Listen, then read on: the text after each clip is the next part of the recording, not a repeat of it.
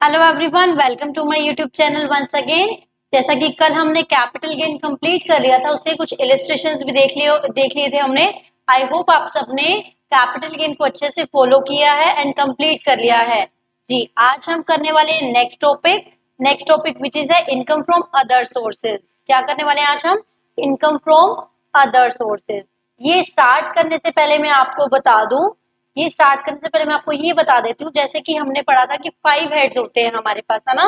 किसी भी इंडिविजुअल की इनकम कंप्यूट करने के लिए 5 हेड्स होते हैं। कौन से head? First was salary, second was house property, third was PGBP, fourth was capital gain and fifth was other sources. इसको हम बोलते हैं रेजिडुअल वाला जो हेड है। रेजिडुअल हेड मतलब जो इनकम किसी और 4 हेड्स में नहीं आती, वो ऑटोमेटिकली रेजिडुअल हेड में शिफ्ट हो जाती है। मैं आपको बता दूं, हमारे सारे टॉपिक्स कंप्लीट हो गए हैं जी। Detailed revision, it's name was only revision, but हमने किया डिटेल में, डेप्थ में उसको समझा है। ठीक है, आई होप आपको समझ में आया होगा।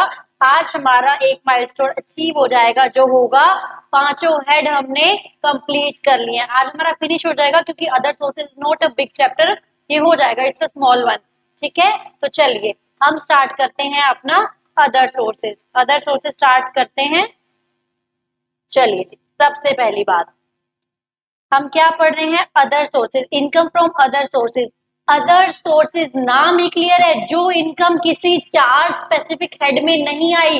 कौन से 4 स्पेसिफिक हेड? जो हम चारों पढ़ चुके हैं, उन हेड्स में नहीं आई, वो किस कैटेगरी में आएगी? वो रेजिडुअल कैटेगरी में आएगी, जिसका नेम है इनकम फ्रॉम अदर सोर्सेज, जिसका चार्जिंग सेक्शन है सेक्शन 56। क्या चार्जिंग सेक्शन है? Section number 56। चार्जिंग सेक्शन, इस सेक्शन में आने के लिए 2 कंडीशंस पूरी करनी जरूरी है। अदर सोर्सेज में इनकम को फिट होने के लिए 2 कंडीशंस पूरी करनी जरूरी है जी। नंबर 1 कंडीशन क्या है? Not taxable under any other head. कोई भी अदर हेड में ये इनकम टैक्सेबल नहीं होनी चाहिए। And it is not exempt under the income tax act. कोई भी इनकम, पहली बात तो पिछले चारों हेड में नहीं आनी चाहिए। सेकंड क्या है? इनकम टैक्स एक्ट में एग्जम्प्ट नहीं होनी चाहिए। तो ऑटोमेटिकली वो इनकम कहाँ आ जाएगी? इनकम फ्रॉम अदर सोर्सेज में आ जाएगी। हम कौन कौन से इनकम पढ़ने वाले हैं? एक हम ओवरव्यू लेंगे, फिर हम हर अमाउंट को डिटेल में पढ़ेंगे, फिर हम हर अमाउंट को डिटेल में पढ़ने वाले हैं। चलिए पहले हम देखते हैं ओवरव्यू की, हम इसमें कौन कौन सी इनकम को देखने वाले हैं।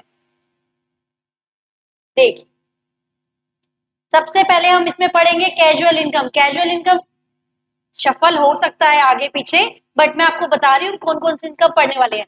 कैजुअल इनकम मतलब क्या होता है? जैसे लॉटरी से कमा ली, ठीक है, बैटिंग से कमा ली, या फिर जैसे गेम शोज होते हैं, क्रॉसवर्ड पजल्स होते हैं, इनसे कमा ली। ये इनकम होती कैजुअल इनकम, जो रोज की नहीं होती है, बट कभी कभार आपको हो जाती है। नेक्स्ट डिविडेंड इनकम, जो कि अमेंडमेंट का पॉइंट है। बहुत सारे बच्चे इसमें गड़बड़ करेंगे, बट डोंट वरी, हम इसको अच्छे से पढ़ने वाले हैं। इंटरेस्ट इनकम, इंटरेस्ट कौन कौन सा था? इंटरेस्ट इनकम बहुत सारी थी। एक तो इंटरेस्ट इनकम नॉर्मली आप कहीं पैसा इन्वेस्ट करते हो, उसके ऊपर इंटरेस्ट आ रहा है। एक इंटरेस्ट हमने पढ़ा था किसमें? कैपिटल गेन में हमने 2 पॉइंट पढ़े थे। एक हमने पढ़ा था इंटरेस्ट ऑन एनहांस्ड कंपनसेशन। हमने कहा था जब गवर्नमेंट आपसे कंपल्सरी एक्विजिशन करती है, एक बार तो वो आपको कंपनसेशन देगी, पर केसेस चलते हैं, अगर उसका एनहांस कंपनसेशन कोर्ट अनाउंस करता है तो उसके ऊपर आपको ब्याज भी मिलता है। तो वो ब्याज कहाँ डील होता है? अब वो कहाँ डील होता है? अब वो डील होता है अदर सोर्सेज में। ठीक है, एनहांस कंपनसेशन के पास इंटरेस्ट कहाँ कहाँ डील होता है? अदर सोर्सेज में। एडवांस मनी फॉरफिट हमने पढ़ा था, एडवांस मनी फॉरफिट हो जाती है 1/4/2014 से पहले, तो कॉस्ट ऑफ एक्विजिशन से लेस, बट 1/4/14 के बाद अगर एडवांस मनी आपकी फॉरफिट हुई है तो वो अदर सोर्स की इनकम बन जाएगी। उसके बाद income from letting out and renting of plant and machinery. देखो, अगर किसी पर्सन का प्लांट एंड मशीनरी, कोई भी चीजें रेंट पे देने का बिजनेस है, अगर वो बिजनेस है तो वो कहाँ आ जाएगा? पीजीबीपी में। बट अगर नॉर्मली है, देखो मैं आपको एक इसमें क्लियर कराती हूँ, लैंड एक हो सकता है बिल्डिंग, अगर उस पे बिल्डिंग बनी हुई है, आप उसको लेट आउट कर रहे हो, तो कहाँ आ जाएगी income? Income from house property, क्योंकि रेजिडेंशियल हाउस प्रॉपर्टी की इनकम कहाँ जाती है, हाउस प्रॉपर्टी में। बट अगर वैकेंट लैंड है, जैसे मैरिज हॉल हो गया कोई, है ना, कोई कम्युनिटी हॉल हो गया, कोई बाहर से कोई खुला एरिया पड़ा है, आपने क्या किया, वैकेंट लैंड को रेंट पे दे दिया, उसकी इनकम कहाँ जाएगी, वो किसी और सोर्स में नहीं जाएगी, वो आ जाएगी इनकम फ्रॉम अदर सोर्सेज में। दिस पॉइंट इज इंपॉर्टेंट, ध्यान रखिए। वैकेंट लैंड से कमाई हुई इनकम आती है इनकम फ्रॉम अदर सोर्सेज में, बट रेजिडेंशियल हाउस प्रॉपर्टी से आप इनकम कमा रहे हैं, वो आती है इनकम फ्रॉम हाउस प्रॉपर्टी में। उसके बाद फैमिली पेंशन, ये भी हम डिटेल में देखेंगे। सैलरी ऑफ एमपी एमएलए, ध्यान रखिए एमपी एमएलए जो सैलरी कमाते हैं वो कभी भी सैलरी हेड में नहीं जाता। क्यों? क्योंकि सैलरी हेड में एम्प्लॉयर एम्प्लॉय का रिलेशनशिप होना जरूरी है, जबकि एमपी एमएलए की पोस्ट होती है थ्रू द कॉन्स्टिट्यूशन, ठीक है। उसके बाद इंटरेस्ट ऑन बैंक डिपॉजिट अभी हम देखने वाले हैं। अगर कोई पर्सन को रेम्यूनरेशन मिल रहा है for checking the paper, exam papers check करने से कोई रेम्यूनरेशन मिल रहा है, वो कहाँ आ जाएगा, वो आ जाएगा अदर सोर्सेज में। प्राइवेट ट्यूशन फीस अगर आप दे रहे हो, अगर मैं घर पे कुछ बच्चों को बुला के पढ़ा रही हूँ, नॉर्मली प्राइवेट ट्यूशन फीस दे रही हूँ, तो मेरी इनकम कहाँ चली जाएगी, इनकम फ्रॉम अदर सोर्सेज में। एग्रीकल्चरल लैंड की इनकम फ्रॉम आउटसाइड इंडिया। अब मुझे आप बताओगे आउटसाइड इंडिया यहाँ पे क्यों लिखा हुआ है, आउटसाइड इंडिया इसलिए लिखा हुआ है क्योंकि इंडियन एग्रीकल्चरल इनकम से जो भी इनकम होती है वो क्या होती है, एग्जम्प्ट होती है। इंडिया की agricultural income is fully exempted, but अगर आउटसाइड इंडिया से आपने इनकम कमाई है through agriculture, that is fully taxable. उसके बाद रेंट फ्रॉम वेकेंट लैंड, ये मैंने आपको बता दिया। मनी, अगर आपने मनी लिया, प्रॉपर्टी किसी से लिया without consideration as an gift लिया, गिफ्ट का पॉइंट ध्यान रखिए, मैक्सिमम बच्चों की प्रॉब्लम गिफ्ट के पॉइंट में रहती है, but don't worry with examples I assure you कि मैं आज आपको पढ़ाऊंगी और गिफ्ट का पॉइंट आप कभी नहीं भूलोगे। बट आप डेडिकेटेडली मुझे सुनोगे, बट ओपन माइंड के साथ सुनोगे। ये नहीं कि आप वीडियो के आगे बैठे हो माइंड में कुछ और चल रहा है, ये कर लूं मैं, वो कर लूं, भी मेरा ये भी पढ़ा, जनरली होता है ना, पर हम कुछ हो रहे हैं बट माइंड में क्या चल रहा है, अभी तो मेरा वो टॉपिक भी पढ़ा है, वो भी मुझे करना है। बट प्लीज जो कर रहे हो उस पे कंसंट्रेट करो, so that you assure the marks in that topic which you are able to watch with me, which you are able to watch with me, ठीक है। अगर आप मेरे साथ देख पा रहे हो तो आपको उसके मार्क्स को अश्योर करना है। चलिए, ये मैंने आपको एक ओवरव्यू दिया, अभी हम पढ़ते हैं डिटेल में। चलो जी, करते हैं हम डिटेल में स्टार्ट। डिटेल में स्टार्ट करते हैं। सबसे पहले देखिए, ये जो हमने अभी पीछे इनकम पढ़ी, ये जो अभी हमने पीछे इनकम पढ़ी, ये ग्रोस टैक्सेबल हो जाती है। बट कुछ इनकम ऐसी हैं, कुछ इनकम ऐसी हैं जिनके खर्चे भी आपको अलाउड होते हैं, जिनके खर्चे भी आपको अलाउड होते हैं। ये एक तो दो इनकम और रह गई, एक बार वो भी देख लो। Interest on income tax refund, interest on income tax refund, ये आगे मैं डिटेल में आपको भी एग्जांपल करवाने वाली हूँ। स्टाइपेंड टू ट्रेनी, अगर किसी ट्रेनी को स्टाइपेंड मिलता है तो वो भी अदर सोर्सेज में जाएगा, that is not covered under the salary. Please ध्यान रखिए, बच्चे इसमें मिस्टेक कर आते हैं। स्टाइपेंड मिलता है ट्रेनी को, that is covered under the other sources, बिल्कुल सही, अदर सोर्सेज। उसके बाद दो इनकम ऐसी हैं जो एक्सपेंडिचर कंसीडर होने के बाद टैक्सेबल होती है। Number one is subletting of income, number one is subletting of income. चलिए हम क्वेश्चन को स्टार्ट करते हैं यहीं से। सबलेटिंग ऑफ इनकम क्या होगा, आप मुझे बताइए। एक था पर्सन ए, एक था पर्सन बी। ए के पास क्या थी, हाउस प्रॉपर्टी, बहुत सुंदर हाउस था ए के पास, उसने बी को क्या दिया, लेट आउट कर दिया। ओनर कौन था, ए था ओनर। ए ने बी को हाउस लेट आउट कर दिया 15,000 में, 15,000 पर मंथ में। बी के पास सी आया, ये प्रॉपर्टी हमें तो बहुत पसंद है, मुझे तो ये प्रॉपर्टी आपसे चाहिए, आप चाहे मुझसे 20,000 ले लो। तो बी के माइंड में क्या आया, मुझे ऐसे कोई सुंदर प्रॉपर्टी का कोई लालच नहीं है, मुझे तो प्रॉपर्टी चाहिए, सस्ते में चाहिए। बट इसने क्या कहा, इसको बोला मैं 20,000 में देने को तुम्हें तैयार हूं। जो बी ने सी को दिया वो क्या हुआ, दैट इज सबलेटिंग। वो क्या हुआ, सबलेटिंग। जो ए ने बी को दिया वो था लेट आउट, जो बी ने सी को दिया दैट वाज सबलेटिंग आउट। अब मुझे ये बताओ किसकी इनकम कौन से हेड में टैक्सेबल होगी एंड कितनी होगी। ये मैं आपको रिपीट करवा चुकी हूँ हाउस प्रॉपर्टी में, बट मैं फिर से रिपीट करी हूँ। जहां जहां टॉपिक कनेक्ट करेंगे मैं बार बार रिपीट करती रहूंगी, क्योंकि मैं चाहती हूँ ओवरऑल आपकी पिक्चर क्लियर हो जाए, आपको ओवरऑल पता हो। अगर ये यहाँ आएगा तो ये नहीं कि वहां पर आके छोड़ दिया, नहीं, मुझे कंप्लीट पिक्चर क्लियर करवानी है आपको। चलिए ध्यान दीजिए, ए को कितना पैसा मिल रहा है, ए को मिल रहा है 15,000 पर मंथ। ए की कौन से हेड में टैक्सेबल हो जाएगी, इनकम फ्रॉम हाउस प्रॉपर्टी। क्यों, क्योंकि हाउस प्रॉपर्टी में उसी को इनकम टैक्सेबल होती है who is the owner of the house, जो घर का ओनर है। बट बी ने क्या किया, सबलेट किया। क्या बी को हाउस प्रॉपर्टी में टैक्सेबल होगा, जी नहीं, it was subletting other sources, मैंने आपको वहां भी क्लियर करवाया था। बट बी को कितनी इनकम होगी, बी को सिर्फ एक्सपेंसेस लेस करने के बाद नेट इनकम टैक्सेबल होगी अदर सोर्सेज में। ए को एज अ होल इनकम, जो हमें एज पर स्टेटमेंट पढ़ा था income from other sources, but B को क्या था, बी को after considering the expenses net जो इनकम है वो हो जाएगी इनकम फ्रॉम अदर सोर्सेज में। आई होप आपको समझ में आ रहा होगा, समझ में आ रहा है तो कुछ नहीं, अच्छे से पढ़िए। चलो उसके बाद देखिए, उसके बाद अमेंडमेंट का पॉइंट, हम एक और पॉइंट है, इनकम फ्रॉम हॉर्स रेसेस से कोई इनकम होती है तो उसके भी पहले खर्चे डिडक्ट करने हैं, उसके बाद नेट इनकम टैक्सेबल होगी, उसके बाद नेट इनकम टैक्सेबल होगी। Then it is the point very important, very very important, इस फाइनेंशियल इस प्रीवियस ईयर से चेंज हो गया, डिविडेंड इनकम। डिविडेंड इनकम आप मुझे बताओ क्या था, आपने पहले पढ़ा होगा, आप सबके माइंड में एक चीज फिट हो चुकी है, इंडियन इनकम से जो डिविडेंड मिलता है वो ऑलवेज एग्जम्प्टेड होता है। आप अगर ऐसा अब फिर से रिपीट कर रहे हैं, then you are mistaken here. क्यों, क्योंकि इंडियन इनकम इंडियन कंपनी से डिविडेंड हो या फॉरेन कंपनी से डिविडेंड हो, दैट इज ऑलवेज टैक्सेबल। क्यों, चलिए 2 मिनट लगा के मैं आपको लॉजिक बताती हूँ। पहले क्या था, कंपनी डिविडेंड बांटती थी, शेयर होल्डर को डिविडेंड मिलता था। पहले गवर्नमेंट कंपनी से चार्ज करती थी डीडीटी के नाम पे, सीडीटी के नाम पे, है ना। अब ये टैक्स अबोलिश कर दी है, बट क्या आपको लगता है गवर्नमेंट टैक्स छोड़ देगी, नहीं छोड़ने वाली। तो गवर्नमेंट ने क्या करा, जिसको इनकम मिल रही है वो टैक्स देगा।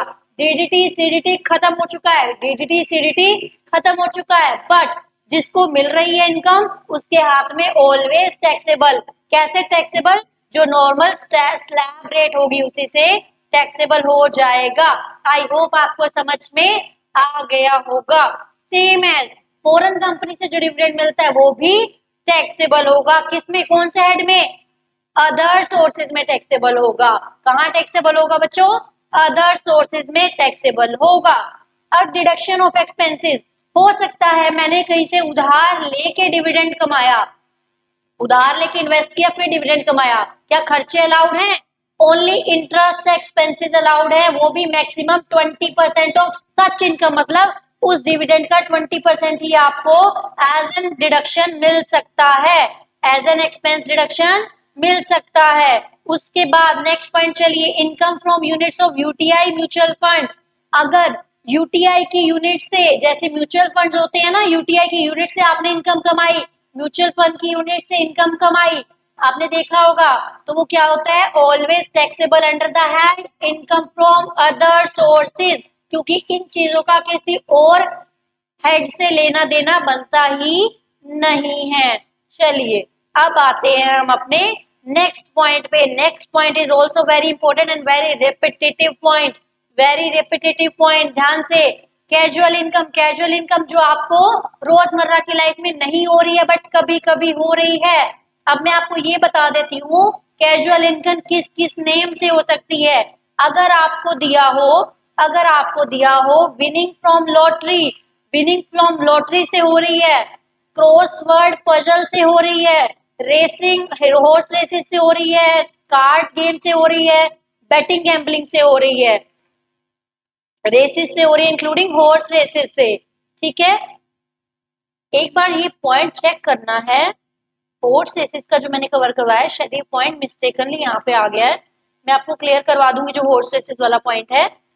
हॉर्स रेसेस से जो आपकी इनकम आ रही है, एक बार आप ये जरूर चेक कीजिएगा हॉर्स रेसेस वाला जो पॉइंट है एक्सपेंडिचर डिडक्ट होगा कि नहीं होगा। देखिए उसके बाद आ जाइए, उसके बाद अब ये जो इनकम्स हैं ये हैं taxable on gross basis, taxable on gross basis, क्योंकि ये जो आपको इनकम मिलती है, ये जो आपको इनकम मिलती है वो आपको मिलती हैं ऑलवेज टीडीएस डिडक्ट करने के बाद।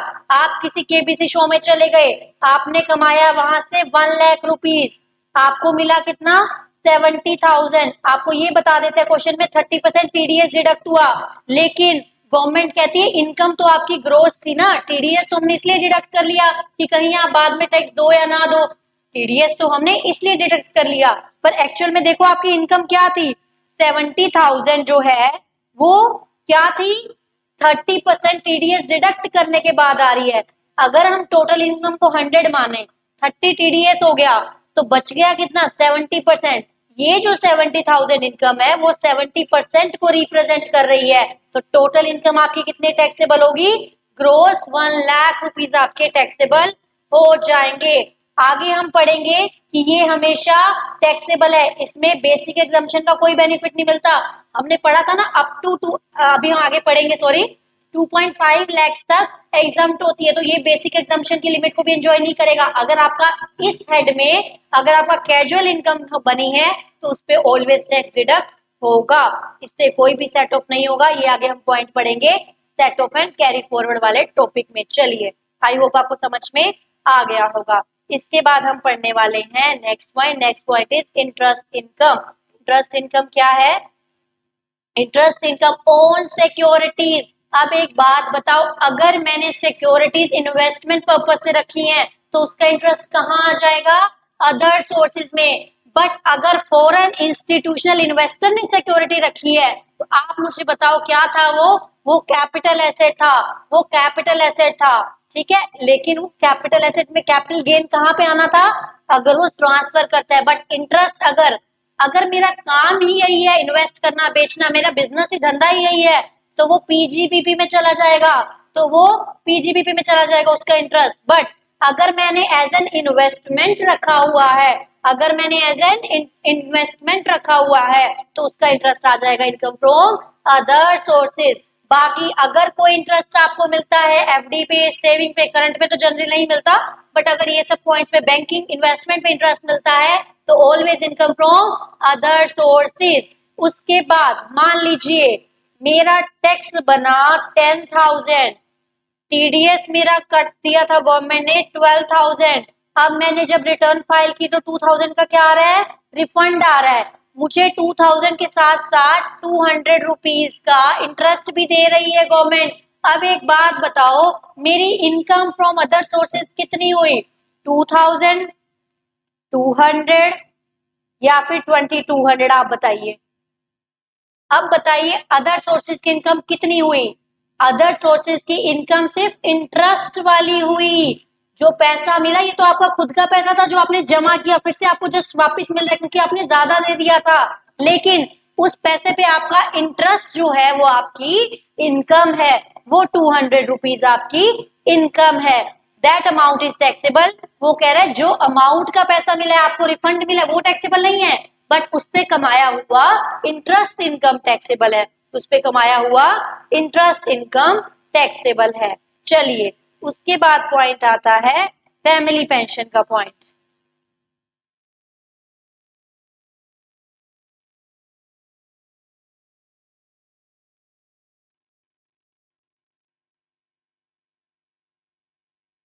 देखिए, अब एक आता है इंटरेस्ट एग्जाम्प्ट इनकम। मैंने आपको बोला जो इनकम एग्जाम्प्ट है उनसे कमाया हुआ इंटरेस्ट कभी भी अदर सोर्सेज में नहीं आएगा।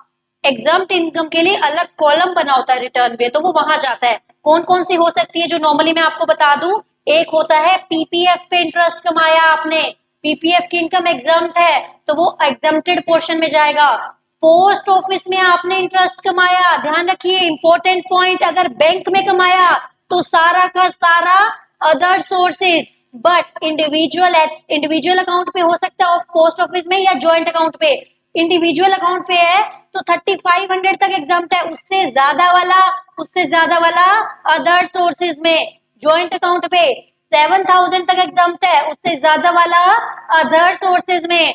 गोल्ड बॉन्ड हमने क्या कहा था, वो कैपिटल एसेट भी नहीं है, तो उस पे मिलने वाला इंटरेस्ट भी एग्जम्प्टेड है। तो ये सब अदर सोर्सेज में ना के कहा जाएंगे, ये सब पॉइंट जाने वाले हैं एग्जम्प्टेड इनकम के कॉलम में। उसके बाद एक पॉइंट हमने पढ़ा था income on interest on enhanced compensation.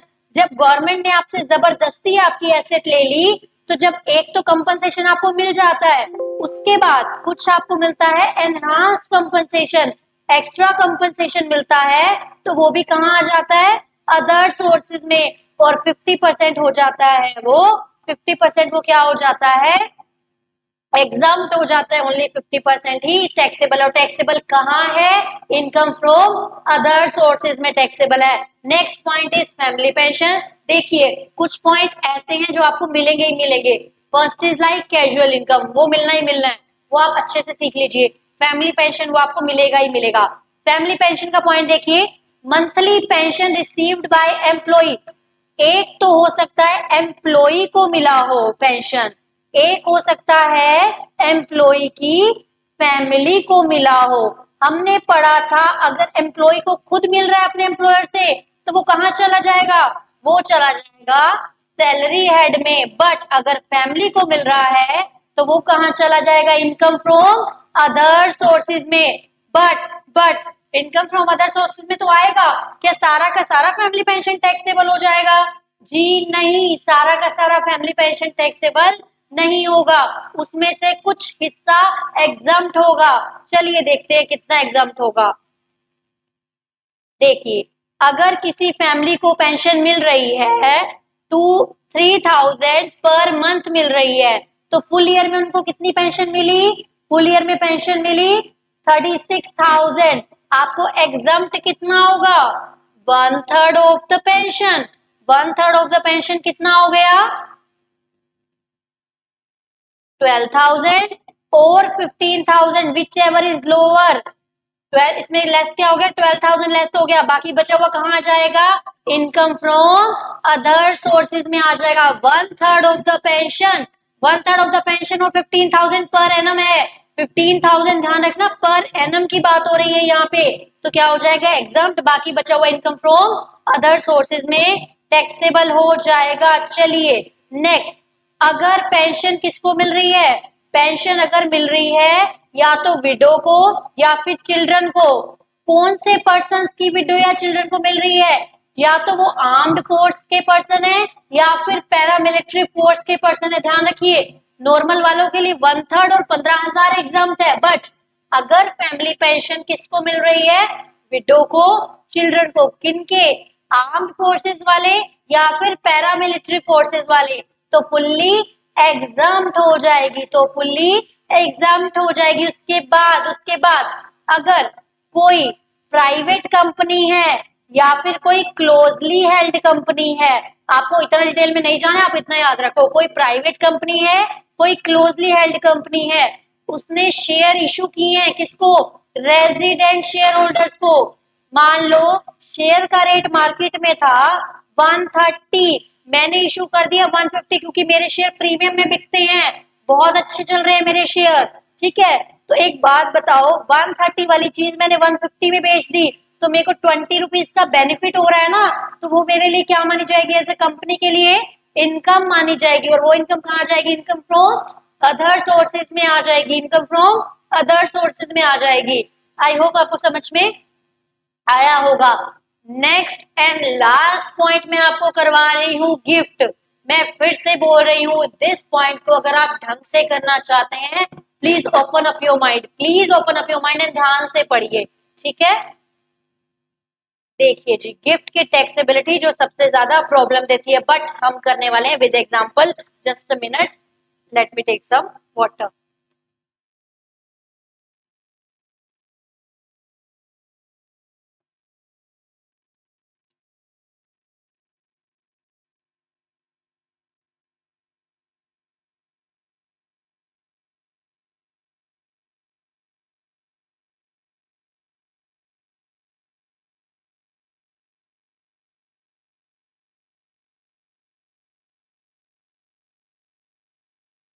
चलिए देखो, हमें गिफ्ट में किसी से क्या मिल सकता है, तीन चीजें पॉसिबल हैं कि हमें किसी से गिफ्ट में मिल जाए।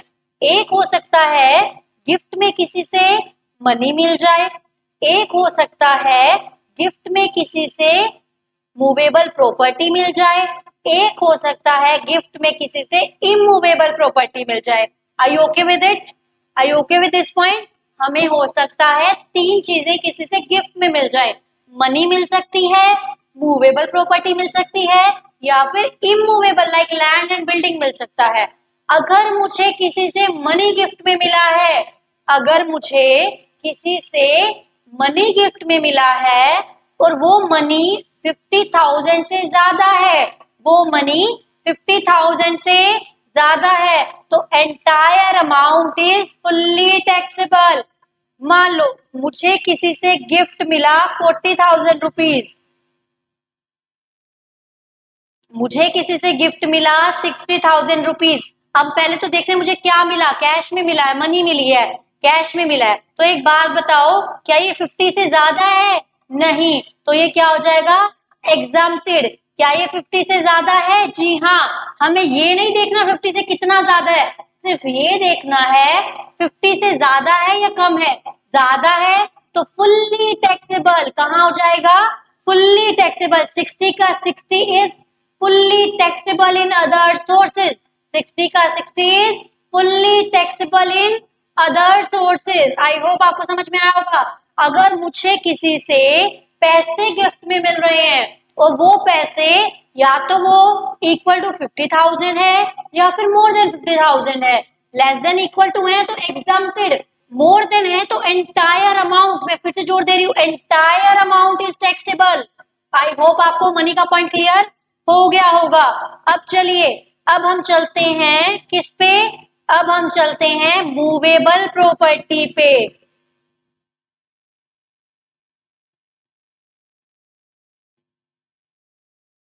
चलिए मूवेबल प्रॉपर्टी पे, मुझे किसी से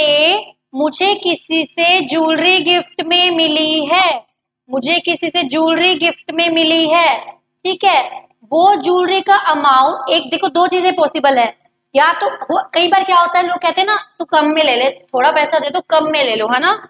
हमें देखना है उसमें गिफ्ट छुपा हुआ है, वो एज ए गिफ्ट ना दियो बट छुपा हुआ गिफ्ट भी हमने ढूंढना है। देखो किसी ने मुझे, मैं ए ने बी को अपनी ज्वेलरी गिफ्ट कर दी।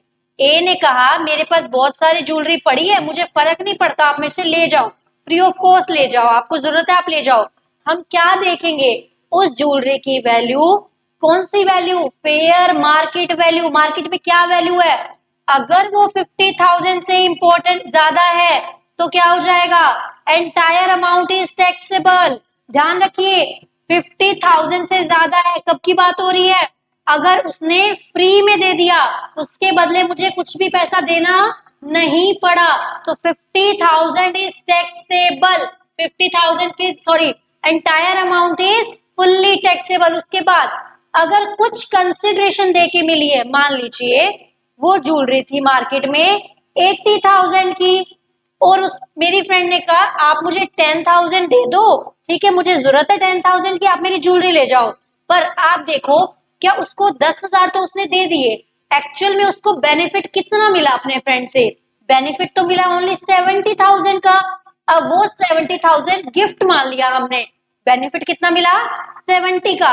अब क्या वो बेनिफिट, वो गिफ्ट 50 से ज्यादा है? जी। तो कितना टैक्सेबल होगा? आप बताइए, जो बच्चे गड़बड़ करते हैं, आप बोलोगे एंटायर अमाउंट इज टैक्सेबल। नहीं, एंटायर अमाउंट तो टैक्सेबल है, बट कौन सा एंटायर अमाउंट? वो एंटायर अमाउंट जो मुझे गिफ्ट मिल रहा है। 10,000 गिफ्ट थोड़ा है, 10,000 तो मैंने पे कर दिया, मेरे लिए difference value is the gift. अगर वो डिफरेंस 50 से कम होता तो टैक्सेबल नहीं होता। अब देखिए 80 की चीज मुझे 10 में मिली, 10 तो मैंने दिया ना, 10 तो मेरे लिए गिफ्ट नहीं है, तो मेरे लिए गिफ्ट कितना था? मेरी फ्रेंड से मुझे गिफ्ट में कितना मिला? ओनली 70,000। अब क्या वो 70,000 50 से ज्यादा है? तो डिफरेंस इज टैक्सेबल। क्यों? क्योंकि 10,000 अपना खुद का पैसा क्यों करोगे आप टैक्सेबल? 10,000 तो आपने दे दिया, गिफ्ट तो आपको 70 का मिला ना, तो वो 70 अगर 50 से ज्यादा है तो डिफरेंस 70 ही टैक्सेबल होगा। आई होप आपको समझ में आया होगा। उसके बाद इमूवेबल प्रॉपर्टी, इमूवेबल प्रॉपर्टी भी अगर मुझे विदाउट कंसिडरेशन मिली है, इसमें भी 2 पॉइंट, या तो वो विदाउट कंसिडरेशन मिली है या फिर वो विद कंसिडरेशन मिली है, या तो वो विदाउट कंसिडरेशन मिली है या वो विद कंसिडरेशन मिली है। अगर वो विदाउट कंसिडरेशन मिली है, फ्री में मिल गई मुझे बिल्डिंग, अब बिल्डिंग की एसडीवी चेक करनी है। आपको कुछ भी बोले, कॉस्ट थी, मार्केट वैल्यू थी, कुछ भी बोले, you have to check stamp duty value only. अगर उसकी स्टैम्प ड्यूटी वैल्यू, अगर उसकी स्टैम्प ड्यूटी वैल्यू 50,000 से इंक्रीज होती है, अगर उसकी स्टैम्प ड्यूटी वैल्यू 50,000 से इंक्रीज होती है तो एंटायर एसडीवी इज टैक्सेबल। आपको 3-4 अमाउंट दे देगा, बट आपने क्या पिक करना है, एसडीवी को टिक करना है, स्टैम्प ड्यूटी वैल्यू को टैक्सेबल करना है। आई होप आपको समझ में आया होगा। मुझे अपने फ्रेंड से बिल्डिंग मिली, बिल्डिंग थी 10 लाख की, क्या वो बिल्डिंग, देखो बिल्डिंग की कॉस्ट उसने खरीदी थी 5 लाख में, मार्केट में एसडीवी चल रही है 10 लाख, ठीक है, तो मुझे क्या देखना है, उसकी एसडीवी अगर 50,000 से ज्यादा है, अल्टीमेटली मुझे कितना बेनिफिट मिल रहा है, वो बेनिफिट 50,000 से ज्यादा है, तो SDV is fully taxable, SDV is fully taxable. But अगर वो मुझे कहता है आप मुझे 2 लाख रुपए दे दो, तो मुझे बेनिफिट कितने का मिला, 10 लाख में से 2 तो मैंने दे दिए, मुझे बेनिफिट तो सिर्फ 8 लाख का मिला। अब ये पॉइंट इंपॉर्टेंट एंड डिफरेंट है, ये पॉइंट वैसा नहीं है कि डिफरेंस 50,000 से ऊपर हो, गलती मत करना। देखिए इमूवेबल प्रॉपर्टी अगर इनसफिशिएंट कंसिडरेशन में मिली है तो हमने क्या देखना है, डिफरेंस को किससे कंपेयर करना है, डिफरेंस को सीधा 50,000 से कंपेयर नहीं करना, यहाँ पे 2 लिमिट दी गई हैं, यहाँ पे 2 लिमिट दी गई हैं। देखिए एक तो 50,000 और 10% ऑफ कंसिडरेशन, कंसिडरेशन कितना था, कंसिडरेशन कितना मिला, 10% ऑफ कंसिडरेशन कितना मिला, 2 लाख कंसिडरेशन मिला, 2 लाख का 20,000, दोनों में से जो हाइयर है क्या उससे ज्यादा है एसडीवी का डिफरेंस, जी ज्यादा है, तो वो क्या हो जाएगा, टैक्सेबल हो जाएगा। ध्यान से देखिए हमने क्या करना है, आपने सबसे पहले देखना है गिफ्ट कितना मिला आपको, गिफ्ट की वैल्यू क्या थी, गिफ्ट की वैल्यू कितनी थी, गिफ्ट की वैल्यू थी 10 का एसडीवी था, 2 लाख मैंने दिया, मेरे लिए मुझे फ्री फंड में तो 8 लाख की वैल्यू मिल रही है, ठीक है। अब 8 लाख की वैल्यू को किससे कंपेयर करना है, 50,000 से और 10% ऑफ कंसिडरेशन, कंसिडरेशन मैंने कितना दिया, मान लो मैंने 6 लाख कंसिडरेशन दिया मान लो, ठीक है, तो मैंने कितना कंसिडरेशन दिया 66 लाख, तो उसका 10% 60,000, दोनों में से जो हायर है, दोनों में से जो हायर है वो हम ले लेंगे, दोनों में से जो हायर है वो ले लेंगे, फिर देखेंगे क्या उससे ज्यादा है मेरे को गिफ्ट वाली वैल्यू। नॉर्मली हम 50 से कंपेयर करते हैं, बट यहाँ 2 चीजें दे देगी, 50 और 10% ऑफ कंसिडरेशन, दोनों में से जो हाइयर है उससे कंपेयर करोगे अपना जो गिफ्ट वैल्यू को, गिफ्ट वैल्यू को मतलब जितना आपको बेनिफिट मिल रहा है उससे ज्यादा है तो वो टैक्सेबल हो जाएगा। क्या टैक्सेबल होगा, सच डिफरेंस, जितना अमाउंट आपने दे दी उसको डिडक्ट करो, क्यों, क्योंकि वो बेनिफिट नहीं मिला आपको, वो तो आपने पे कर दिया, तो बेनिफिट वाला अमाउंट क्या हो जाएगा, टैक्सेबल हो जाएगा। उसके बाद देखिए 56 to 10 कहाँ नहीं लगता, अगर on occasion of marriage, marriage आपकी मैरिज पे आपको कोई गिफ्ट मिल रहा है तो वो टैक्सेबल नहीं है, अंडर विल आपको कुछ मिल रहा है वो टैक्सेबल नहीं है, अगर ट्रस्ट को कुछ मिल रहा है बाय एन इंडिविजुअल, ट्रस्ट को कुछ मिल रहा है, एक ट्रस्ट क्रिएट कर दी गई, उस ट्रस्ट को किसी इंडिविजुअल से कुछ मिल रहा है, वो ट्रस्ट बनाई उस इंडिविजुअल के बेनिफिट के लिए गई थी, तो उससे मिलने वाला कोई भी गिफ्ट ट्रस्ट के लिए टैक्सेबल नहीं होगा। अब रिलेटिव से मिला हुआ कोई भी अमाउंट टैक्सेबल नहीं होता, रिलेटिव से आपको मिल रहा है on occasion of marriage, taxable नहीं होगा। अब देखिए रिलेटिव का मतलब क्या, रिलेटिव का मतलब क्या, रिलेटिव का मतलब क्या, gift from relative on occasion of marriage, gift from relative on occasion of marriage taxable नहीं होगा। देखो अब इसमें क्या क्या आएगा, स्पाउस ऑफ इंडिविजुअल, जो इंडिविजुअल है उसका स्पाउस, स्पाउस मतलब लाइफ पार्टनर, वो आ जाएगा, वो भी रिलेटिव में कवर होता है। उसके बाद ब्रदर सिस्टर किसके, इंडिविजुअल के भी ब्रदर सिस्टर, उसके स्पाउस के भी ब्रदर सिस्टर, दोनों के ब्रदर सिस्टर, ठीक है, ब्रदर सिस्टर भी और फादर मदर भी, ब्रदर सिस्टर भी और फादर मदर भी। लीनियल असेंडेंट मतलब एक पीढ़ी ऊपर एक पीढ़ी नीचे, एक पीढ़ी ऊपर क्या, parents grand parent, lineal ascendant parents grand parents, lineal descendant children grand children, किसके, इंडिविजुअल के भी स्पाउस के भी, ठीक है, दोनों के कवर हो जाएंगे इसमें।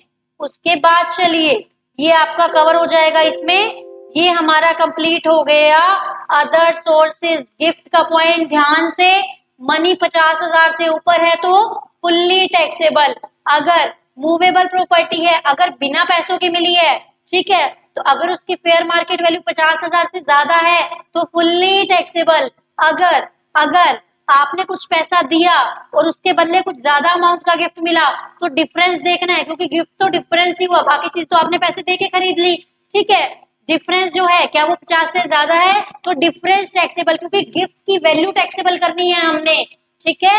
उसके बाद इमूवेबल प्रॉपर्टी, इमूवेबल प्रॉपर्टी में क्या था, एसडीवी को चेक करना है, अगर फ्री ऑफ कॉस्ट मिल रहा है तो एसडीवी 50 से ज्यादा है तो फुल्ली टैक्सेबल। उसके बाद अगर इनएडिक्वेट कंसिडरेशन से मिली है तो एसडीवी और कंसिडरेशन का डिफरेंस किससे कंपेयर करना है, 50,000 और 10% ऑफ कंसिडरेशन, दोनों में से जो हाई है उससे कंपेयर करना है तो डिफरेंस टैक्सेबल होगा। ध्यान रखिए जहां जहां इनएडिक्वेट कंसिडरेशन है वहां वहां डिफरेंस टैक्सेबल होगा। आई होप आपको समझ में आ गया होगा। चैनल को सब्सक्राइब कीजिए, अपने फ्रेंड्स के साथ शेयर कीजिए। Subscribe for more such kind of videos, like the videos, give me thumbs up अगर आपको पसंद आ रहा है। तब तक के लिए, नेक्स्ट वीडियो तक के लिए आप इसको रिवाइज करिए। ध्यान रखिए हमारे पांचों हेड कंप्लीट हो गए हैं। Next we are going to do the clubbing of income या फिर सेट ऑफ और कैरी फॉरवर्ड। मैं देखती हूँ मैं क्या करवाती हूँ, बट उससे पहले कल हो जाएगी कंप्लीट रिवीजन एंड इसके ऊपर क्वेश्चन। डोंट वरी, अगर आपका थोड़ा भी डाउट रह गया है वो क्वेश्चंस के थ्रू कल क्लियर हो जाएगा। थोड़ा बहुत डाउट है तो क्वेश्चंस के थ्रू क्लियर हो जाएगा, ठीक है। मिलते हैं नेक्स्ट वीडियो में, तब तक के लिए बाय बाय। रिवाइज करते रहिए, ठीक है, अपने फ्रेंड्स के साथ शेयर करते रहिए। Bye guys.